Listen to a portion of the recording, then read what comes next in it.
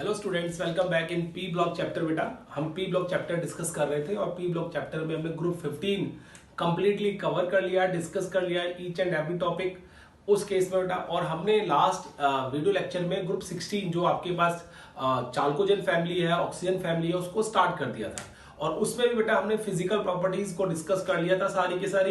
And then we have started chemical properties of group 16। और chemical properties में हमने उसमें ऑक्सीडेशन स्टेट और second the reactivity towards hydrogen का केस को डिस्कस किया था बेटा। और उन दोनों को डिटेल में हमने स्टडी कर लिया था। तो आज का जो हमारा टॉपिक रहेगा हम कंटिन्यू करेंगे बेटा इसके आगे, केमिकल प्रॉपर्टीज ऑफ ग्रुप 16, और उसमें दूसरा पार्ट है रिएक्शन विद ऑक्सीजन। चलो फिर स्टार्ट करते हैं बेटा चैप्टर और टॉपिक अपना विद रिएक्शन विद ऑक्सीजन बेटा। तो देखो केमिकल प्रॉपर्टीज में जब बात करते हैं तो सेकंड टॉपिक आता है हमारे पास reaction with oxygen. With oxygen done बेटा। अगर हम कहें कि ऑक्सीजन अपने आप से रिएक्ट करेगी, ठीक है, तो क्या होगा? If oxygen react with itself, if O2 react with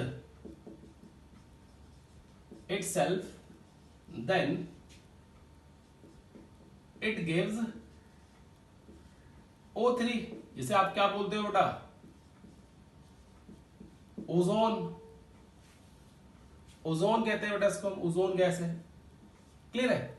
इसी तरीके से और जो एलिमेंट है इस ग्रुप के वो भी ऑक्सीजन से रिएक्ट करते हैं एंड ऑक्सीजन से रिएक्ट करके बेटा वो डिफरेंट डिफरेंट ऑक्साइड्स देते हैं। तो मैं आपको स्पेशली बताता हूं, देखो बिसाइड सल्फर, सल्फर को छोड़ के, beside sulphur all element of this group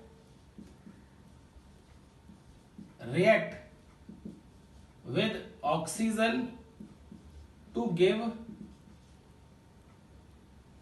dioxide and trioxide, whereas sulfur gives many other oxides। यहां पे सल्फर क्या देगा बेटा? कुछ और भी ऑक्साइड्स दे देगा, लेकिन वो ऑक्साइड्स हमें पढ़नी नहीं है, हमें बस कॉन्सेंट्रेट करना है किस पे? डाइऑक्साइड और ट्राइऑक्साइड पे बेटा। क्लियर है? चलो फिर बात करते हैं डाइऑक्साइड और ट्राइऑक्साइड की। यहां पे बात करें बेटा हम डाइऑक्साइड ट्राइऑक्साइड, तो पहली जो आएगी आपके पास दैट इज सल्फर डाइऑक्साइड। हम बात कर रहे हैं किसकी बेटा? डाइऑक्साइड्स की, इस ग्रुप की डाइऑक्साइड। सल्फर डाइऑक्साइड दूसरी, सेलेनियम डाइऑक्साइड तीसरी बेटा, टेलुरियम डाइऑक्साइड, और fourth one is polonium dioxide.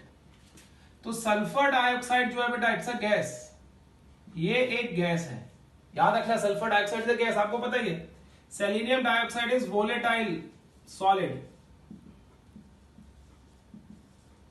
Remaining two are crystalline solid.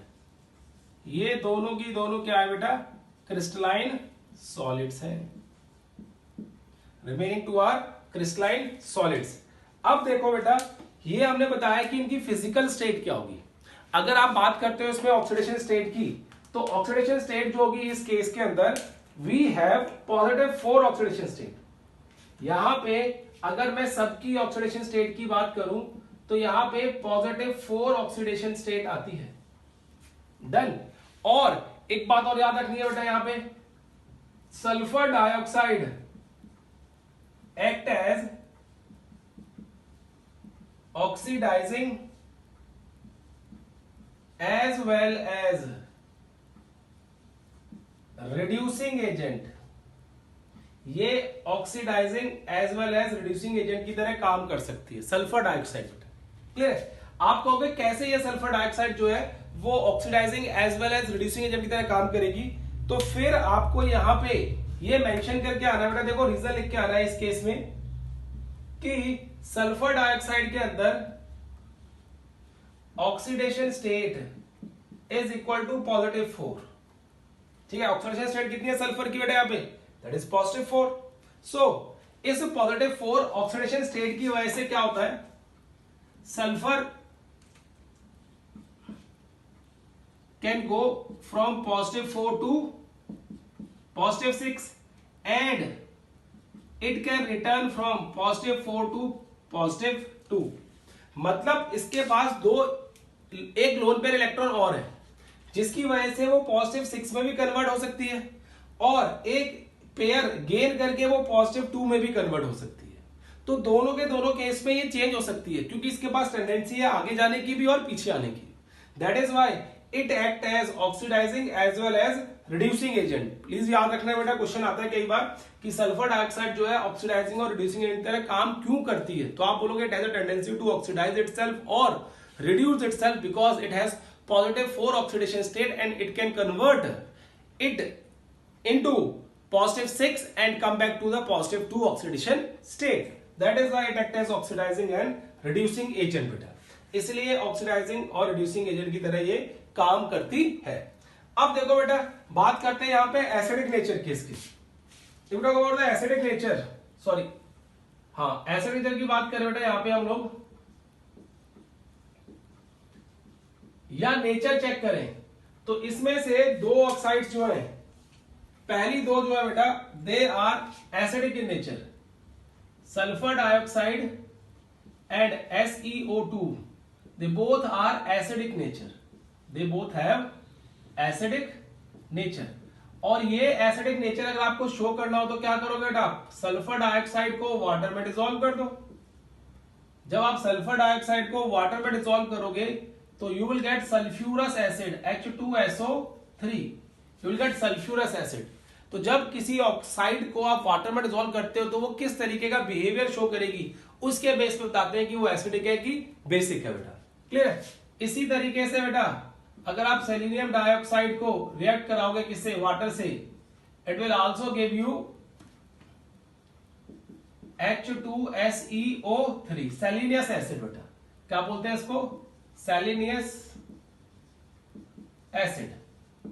Done, ये केस आता है बेटा। अब जो दो ऑक्साइड्स हैं इसकी, दोनों नीचे वाली बेटा, दे show amphoteric behaviour.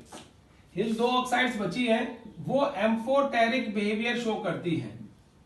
Amphoteric behaviour मतलब या नेचर मतलब क्या होता है बेटा, they act as acid as well as base. वो एसिड और बेस की तरह काम कर सकती हैं। कौन सी, जैसे हमने बोल दिया tellurium dioxide, polonium dioxide, they both act as acid as well as base. Whenever they react with acid it act as a base, whenever they react with base it act as a acid बेटा।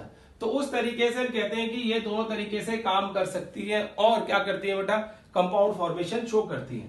जैसे अगर मैं बात करूं बेटा यहाँ पे tellurium dioxide की बात करूं, अगर आप टेलुरियम डाइऑक्साइड को NaOH से ऐड कराओगे then you will get in this case Na2TeO3 बेटा, प्लस वाटर अलग हो जाएगा यहाँ पे। Done, clear case. एंड अगर आप इसी टेलुरियम डाइऑक्साइड को if you react with nitric acid तो यहां पे अडक्ट बनने के चांसेस ज्यादा होते हैं। अडक्ट मतलब TeO2.3HNO3 बेटा, और इसको आप रीअरेंज करके कंपाउंड बना सकते हो कि Te2O3.NO प्लस समथिंग कंपाउंड भी बन जाता है बेटा। तो ये देखो शो करता है कि अगर ये किसी बेस से रिएक्शन शो कर रही है बेटा, जैसे बेस, ये बेस है तो इसके लिए हमारे पास TiO2 क्या है बेटा, एसिड है।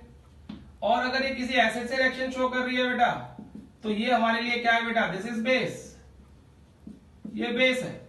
तो वो केस आता है हमारे पास। तो यहां पे हम क्या बोलते हैं, जो ऑक्साइड एसिड और बेस दोनों की तरह काम करेगी that is amphoteric in nature, वो एम्फोटेरिक नेचर शो करती है इस तरीके से।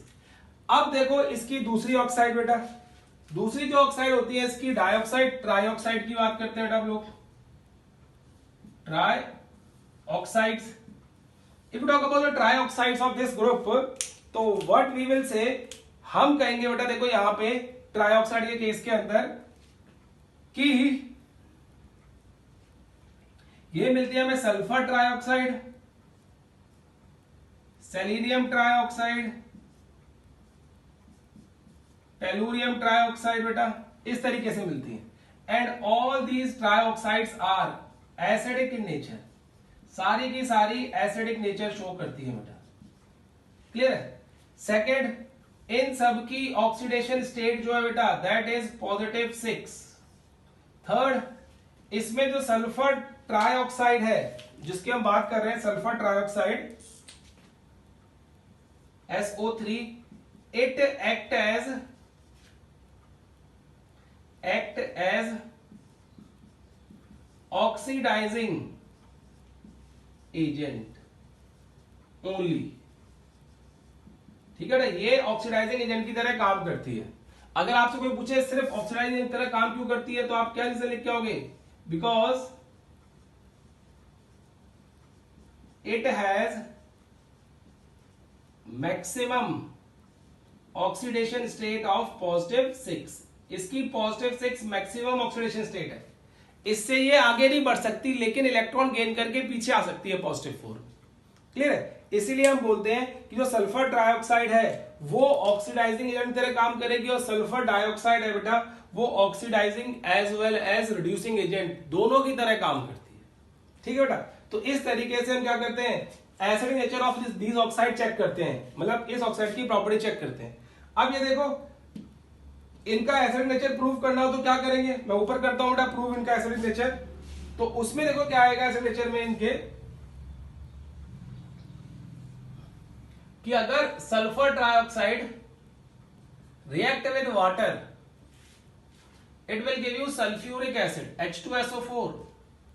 Second, if selenium trioxide react with water it will give you selenic acid H2SeO4, selenic acid, clear है। सी, अगर ये TeO3 प्लस वाटर होता है बेटा this will give you H2TeO4, इसको बोलते हैं टेलूरिक एसिड। तो इस तरीके से सारी की सारी जो ऑक्साइड्स है बेटा ट्राइऑक्साइड्स हैं दे एक्ट एज एसिड, वो एसिड की तरह काम करेंगी। जब भी आप उन्हें पानी में डिसॉल्व करोगे तो इस तरीके से एसिड्स आपको मिल जाएंगे, ठीक है बेटा। तो this is all about the oxides of this particular group. इस पर्टिकुलर ग्रुप की ये सारी की सारी क्या है बेटा ऑक्साइड्स हैं। जल्दी से इसे नोट करो फिर हम रब करते हैं इसको।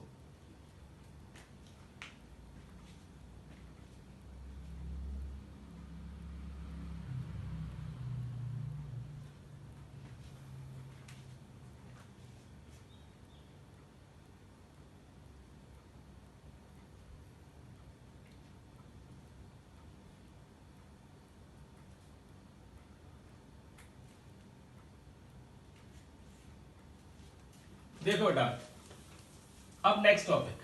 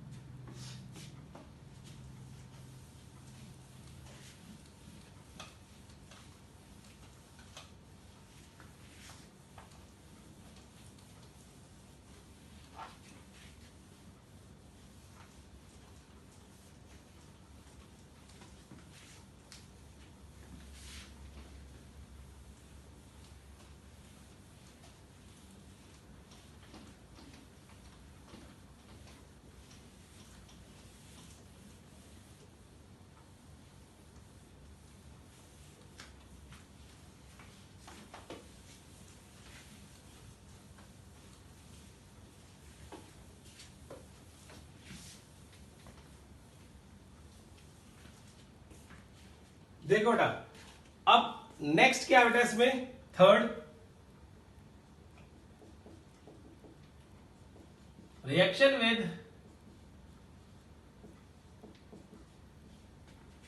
हेलोजन्स, हेलोजन्स के साथ किस तरीके से रिएक्शन शो करती है, क्लियर है। तो इसमें एक बात नोट करके रखो बेटा कि generally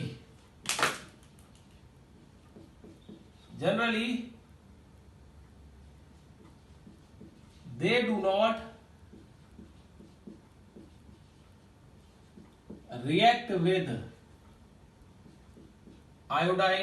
iodine to form hexa और टेट्रा आयोडाइड, ठीक है बेटा। ये क्या होता है, जनरली क्या करती है बेटा, आयोडीन से रिएक्ट नहीं करती टू फॉर्म हेक्सा और टेट्रा आयोडाइड, क्लियर है। अगर ये फॉर्म भी करेंगी तो इतनी हाईली अनस्टेबल होंगी कि वो डिकम्पोज होकर छोटी हाइलाइट्स के अंदर कन्वर्ट हो जाएंगी, कम हाइलाइट्स के अंदर कन्वर्ट हो जाएंगी। जैसे अगर आपके पास सपोज करो कि टेलुरियम बना रहा है बेटा, टेलुरियम बोल रहा है कि TeI4 बना दिया उसने, और TeI4 इतना अनस्टेबल होगा कि वो कन्वर्ट हो जाएगा टेलुरियम डाइहैलाइड आयोडाइड में कन्वर्ट हो जाएगा, प्लस आयोडीन अलग निकल जाएगी। तो हाईली अनस्टेबल होता है बेटा, इसलिए ये नहीं बनाते हैं। अब देखो मैं वन बाय वन करके हर एक हैलाइड्स की बात करता हूं, हर एक एलिमेंट की बात करूंगा इसमें। तो सबसे पहले आता है बेटा ऑक्सीजन। जब ऑक्सीजन की बात करते हैं तो ऑक्सीजन जो है बेटा दो हैलाइड बनाती है इसमें, OF2 and O2F2, oxygen difluoride and oxygen per fluoride बेटा, डाइऑक्सीजन डाइफ्लोराइड ये कह सकते हो बेटा। उसका सल्फर की बात करें बेटा तो सल्फर क्या है आपके पास, SF2 SCl2 SF4, सॉरी पहले 2 वाली बना लेते हैं बेटा, SBr2, इस तरीके से सल्फर बना सकता है। फिर सल्फर S2Cl2 S2Br2 S2Br2 यही फॉर्म कर सकता है बेटा। इसी तरीके से सल्फर SF4 बना सकता है बेटा, SF6 एक्सेट्रा शो कर सकता है, क्लियर है केस। तो ये इस तरीके से सल्फर की हैलाइड्स मिल जाती है बेटा। Selenium, if talk about selenium, तो सेलेनियम केस के अंदर बेटा SeF4 SeF2 Se2Cl2 highly unstable होती है, और SeBr4 SeF6 एक्सेट्रा बनती है, क्लियर है। अब बात करते हैं टेलुरियम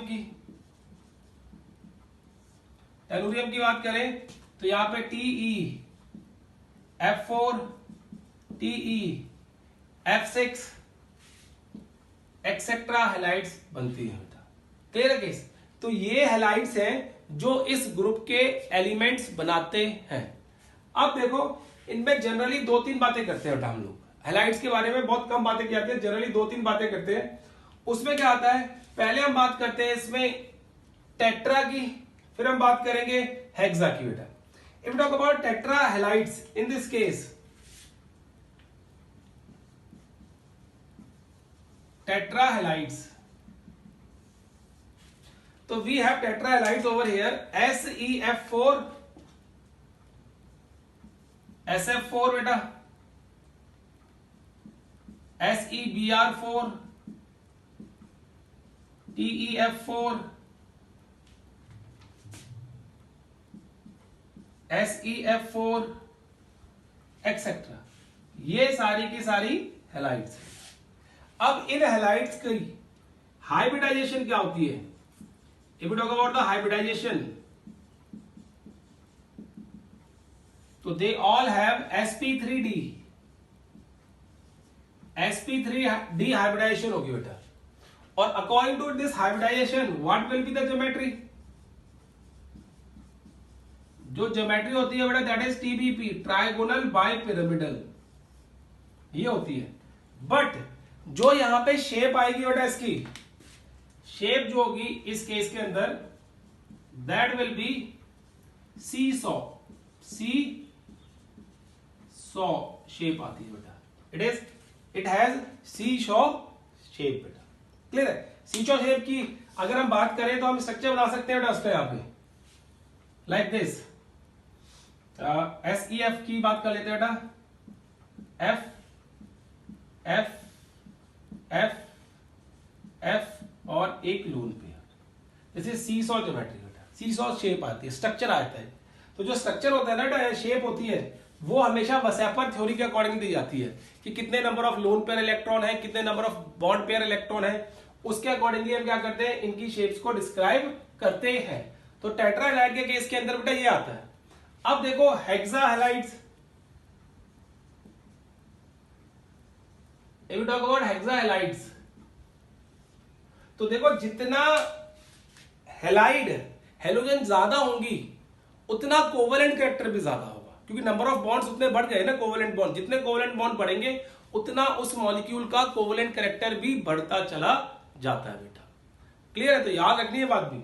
अब हेक्सा हैलाइड्स की बात करें यहाँ पे, तो हेक्सा हैलाइड्स के केस में देखो हमारे पास बहुत सारे एग्जांपल्स हैं। SeF6 भी होता है बेटा, ये रहा SF6 बेटा। क्लियर है? या आप इसमें बात करो तो SeF6 भी होगा या TeF6 भी होगा, एक्सेट्रा जो भी है केस। क्लियर है? अब जो हेक्सा हैलाइड्स होते हैं इनकी हाइब्रिडाइजेशन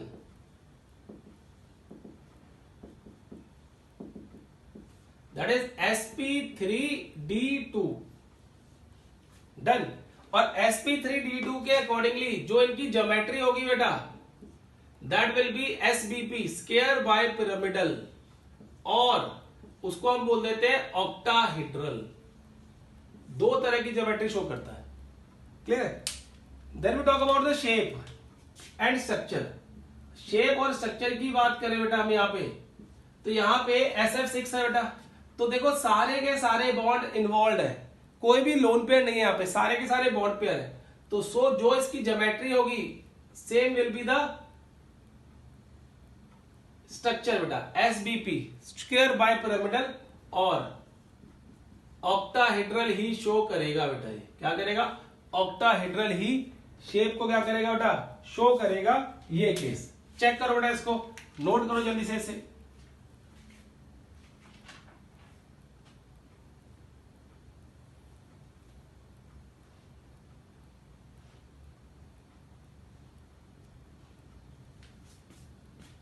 ठीक है बेटा, क्लियर है केस?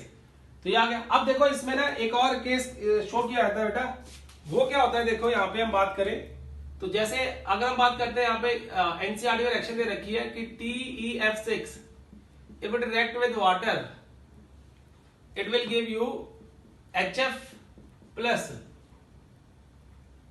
H6 TeO6। यहां पे 6 आ गया बेटा, 6 to 12, 6 ऑक्सीजन हो गई, 6 फ्लोरीन हो गई, 6 H हो गया। ठीक है, ये कंपाउंड आपको बन जाता है। Clear case? ये बन गया। अब इसी तरीके से बेटा एनसीईआरटी में बताते हैं कि जो ये है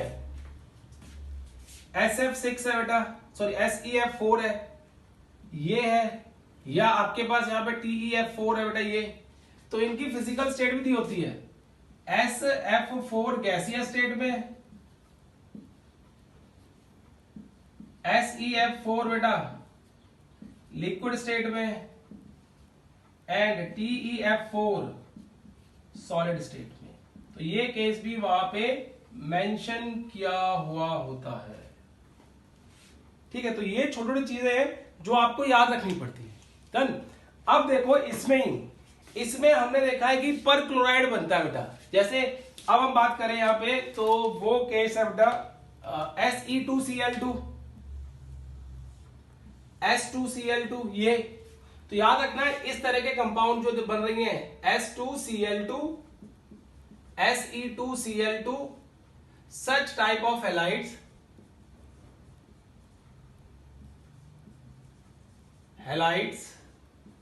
undergo disproportionation reaction,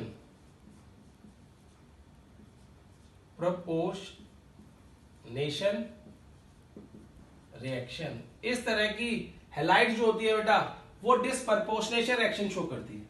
कैसे शो करेगी देखो, सपोज करो Se2Cl2 ले लिया बेटा हमने, क्लियर है? तो यहां पे हमें मिलेगा SeCl4 प्लस Se, यहां पे 2 लगा लो बेटा, यहां पे क्या आ गया 3, ये आ गया। तो ये डिसप्रपोर्शनेशन रिएक्शन मिल गई। इस तरीके से जो हैलाइड्स होती है इस ग्रुप की, कुछ हैलाइड्स इस तरीके की हैलाइड्स वो डिसप्रपोर्शनेशन रिएक्शन शो करती हैं। तो ये याद रखना है बेटा, यहां पे और यहां पे देखो, यहां पे +4 और 0 बेटा, क्लियर है? यहां पे क्या होगा, 2 है ना, 2 क्लोरीन 2, +1, +1 से +4 ऑक्सीडेशन हो गई बेटा, और +1 से 0 रिडक्शन हो गई। तो दोनों के दोनों केस आपको यहां पे दिख रहे हैं। इन हैलाइड्स के अंदर इस तरीके से दोनों के दोनों केस मिलते हैं। डन बेटा, तो ये केस आपको याद रखने हैं, नोट करो बेटा इसको, और ये टॉपिक भी हमारा खत्म है। फिर हम नेक्स्ट टॉपिक शुरू करते हैं इसके साथ। इसके बाद बेटा पहले नोट करो इसे जल्दी से।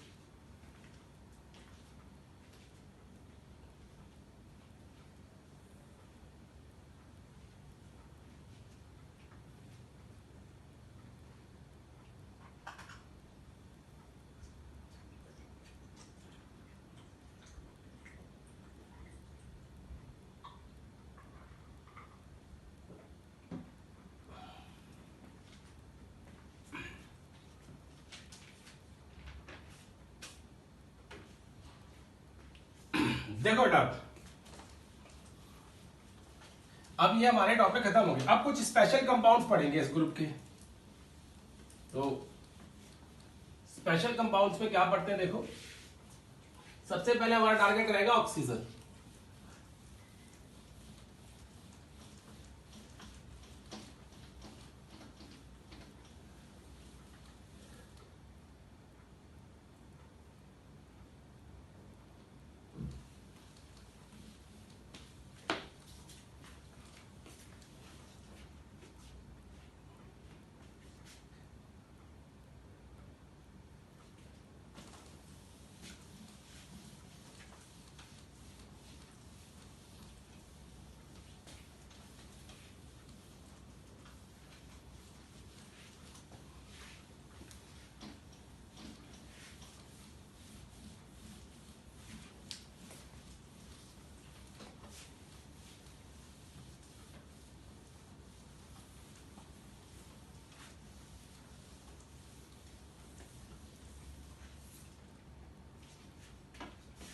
देखो बेटा, अब बात है preparation of oxygen.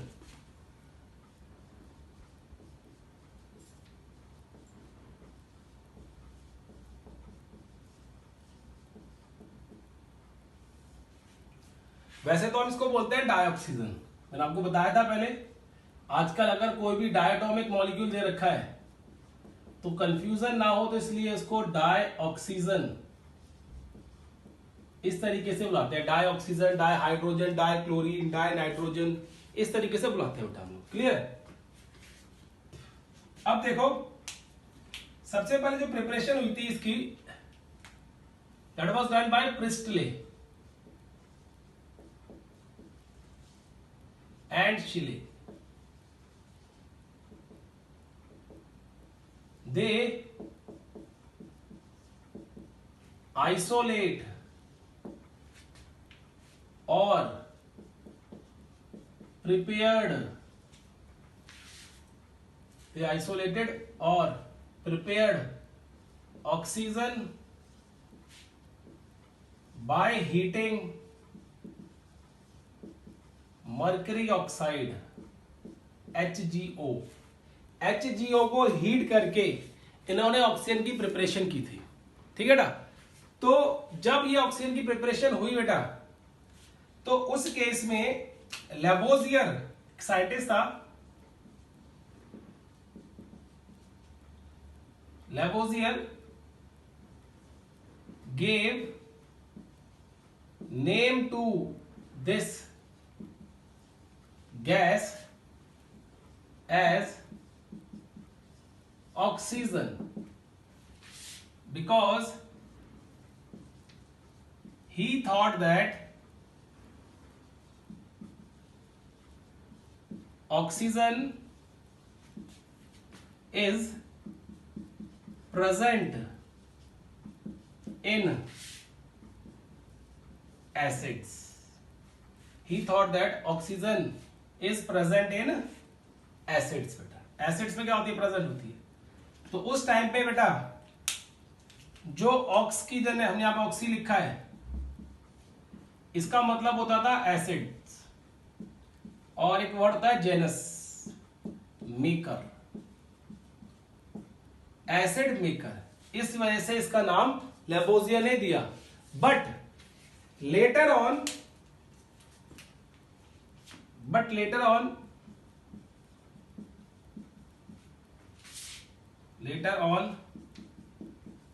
it has been found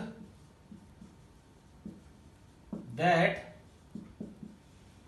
acids have hydrogen instead of oxygen, but its name retained as it is। बाद में पता चला कि एसिड्स के अंदर तो हाइड्रोजन होती है बेटा, ऑक्सीजन नहीं। तो क्या किया गया, लेकिन बाद में फिर इसका नाम चेंज नहीं किया गया, एज इट इज रख दिया गया कि ऑक्सीजन ही होती है बेटा। क्लियर है केस। तो अब चलो बात करते हैं ऑक्सीजन। ये काफी स्टेबल गैस है। चलो पहले हम इसकी प्रिपरेशन की बात करते हैं कि कैसे हम लैब के अंदर इसको प्रिपेयर कर सकते हैं। जो पहला केस आएगा बेटा, देखो यहां पे प्रिपरेशन।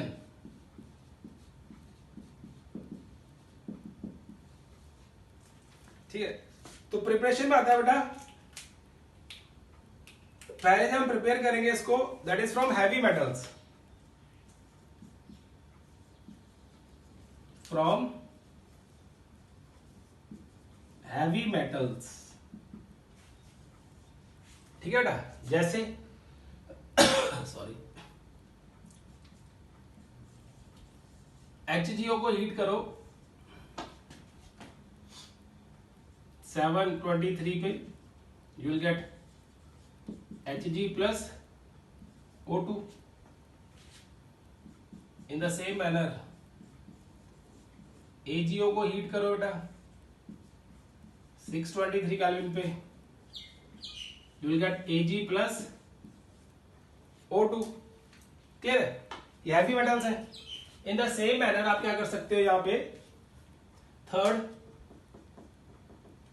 लेड डाइऑक्साइड PbO2 को हीट करो, you will gate PbO plus O2।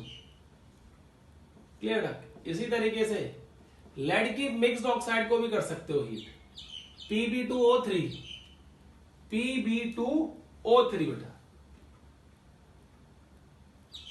PbO2 plus Pb2O3 बेटा। तो ये क्या आएगा, PbO प्लस O2 में कन्वर्ट हो जाएगी बेटा। क्लियर है केस। तो यहां पे 6 आ गया, यहां पे 4 और 2 6 बेटा। क्लियर, तो ये हो गया case.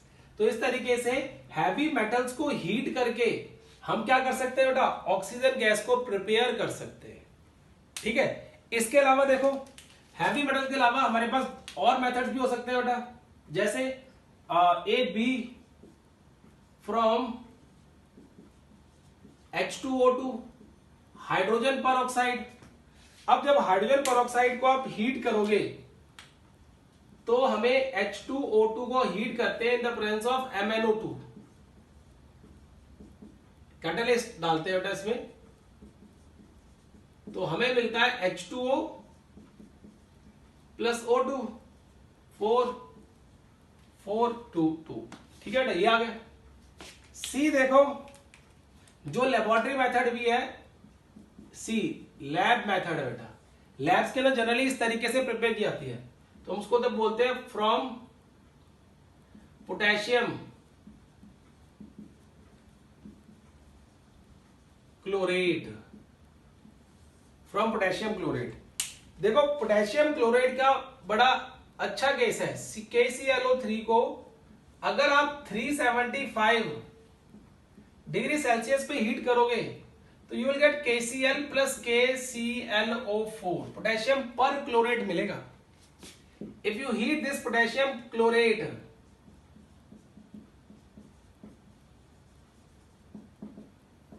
at 375 Kelvin, then you will get potassium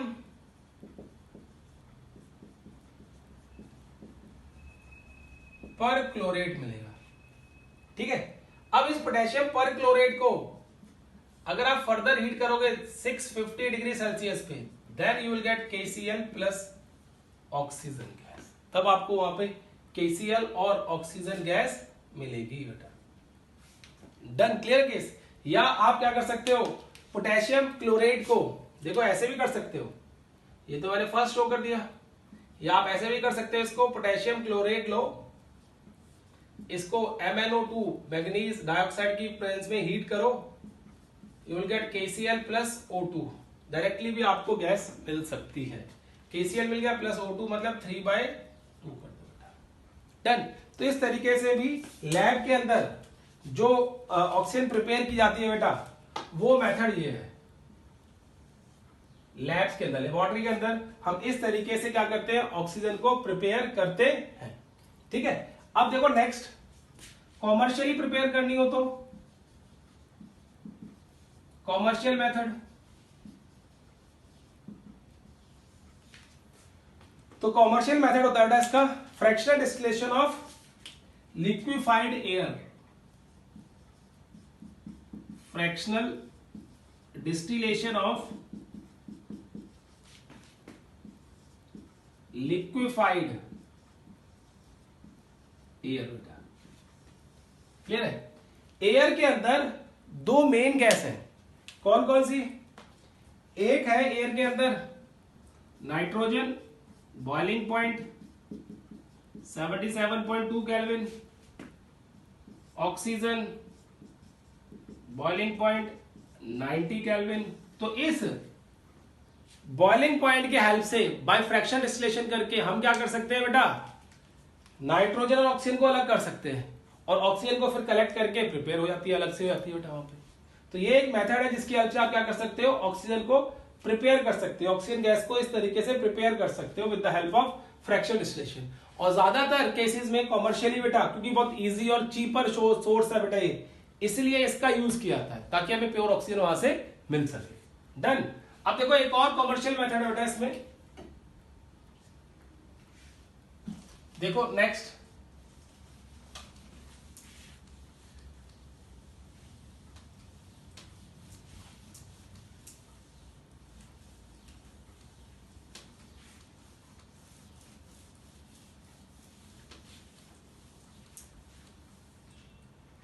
देखो क्या बेटा एक और कॉमर्शियल मेथड में, ये तो पहला आ गया बी। बी है electrolysis of water with platinum electrodes और इनर्ट इलेक्ट्रोड्स बेटा। क्लियर, ये आपने पढ़ा हुआ पहले। ठीक है, तो वहां पे हम कैसे करते हैं, देखो प्रिपेयर इसको,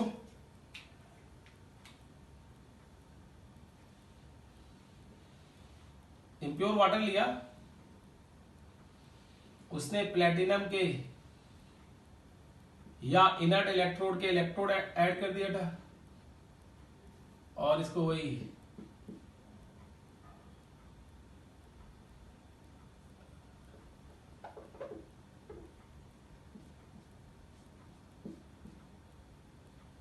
इस तरीके से बैटरी का अटैच कर दिया। ये क्या है, प्लेटिनम इलेक्ट्रोड, ये भी प्लेटिनम इलेक्ट्रोड। ठीक है, this is anode,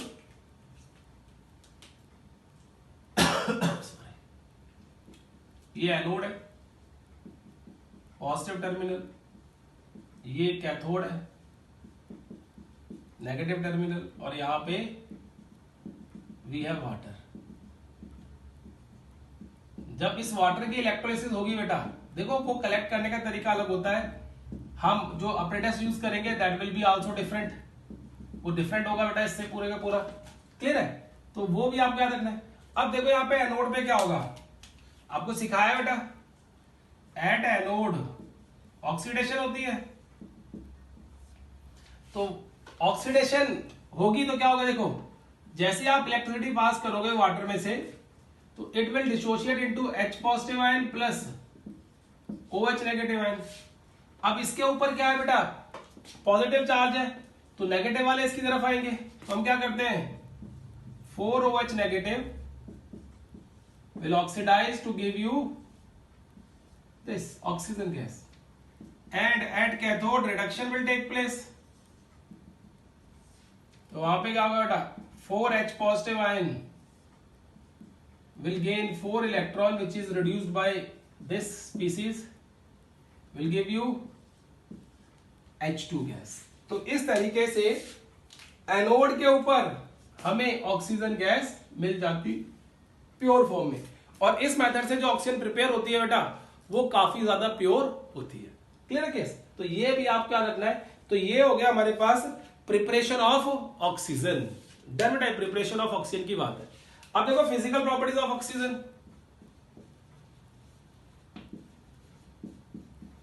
If we talk about physical properties of oxygen, बात करते हैं हम लोग, तो क्या आएगा देखो इसमें पहला केस आता है बेटा इसमें, it is colourless, odourless, tasteless gas. ये कलरलेस, ऑर्डरलेस और टेस्टलेस गैस होती है बेटा। क्लियर है? Second, it is heavier than air, ये एयर से हैवियर होती है। Third, it's solubility in H2O is 3.08 ग्राम या centimetre cube in 100 centimetre cube. 3.8 gram in 100 centimetre cube बेटा, ये इसकी सॉल्युबिलिटी है। क्लियर है? अब नेक्स्ट देखो बेटा, यहां पे नेक्स्ट पॉइंट फिजिकल प्रॉपर्टी यहां पे लिख दो बेटा, चलिए यहां पे लिख देता हूं, मैं रब नहीं करना चाहता बेटा अभी। Fourth, it has paramagnetic nature, ये बताइए आपको। Fifth, it has O16, O17, O18 isotopes है बेटा इसके। क्लियर है? और सिक्स्थ, दो एलोट्रॉप मिलते हैं O2 एंड O3 एलोट्रॉप्स बेटा। क्लियर है? तो ये सारी की सारी क्या है बेटा, physical properties and preparation of oxygen बेटा। क्लियर है? अब जो बाकी इसकी केमिकल प्रॉपर्टीज है वो हम नेक्स्ट लेक्चर के अंदर डिस्कस करेंगे। Till then take care and bye bye बेटा।